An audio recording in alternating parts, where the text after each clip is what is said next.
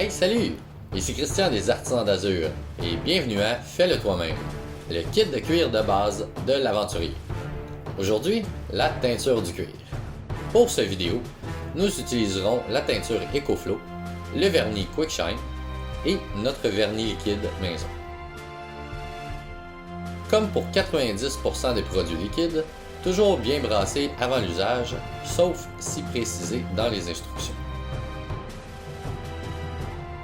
À l'aide d'une mousse qui ne s'effrite pas, nous allons appliquer la teinture en glissant sans pression sur le cuir. Nous allons avancer en faisant de tout petits ronds.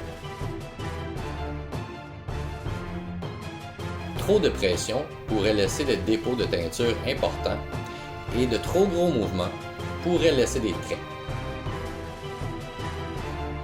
Au besoin, rajoutez de la teinture. Si on désire une couleur moins foncée, il est possible de diluer ce type de teinture avec de l'eau. N'oubliez pas que le vernis foncit toujours d'un peu le résultat final.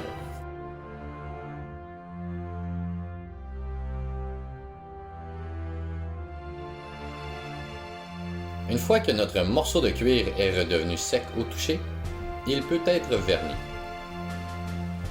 Premièrement, le vernis QuickShine.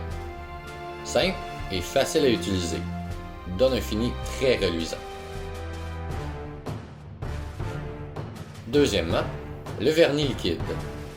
Il peut être appliqué à l'éponge, telle la teinture. Pour les trois techniques, il est possible de mettre plusieurs couches pour mieux protéger, mais plus il y a épais de vernis, et plus celui-ci pourrait craqueler avec l'usage. Il est aussi possible de tremper notre projet pour un fini plus en profondeur. Mais faites attention aux bavures et coulisses. Un peu de pratique est fortement recommandé pour cette technique.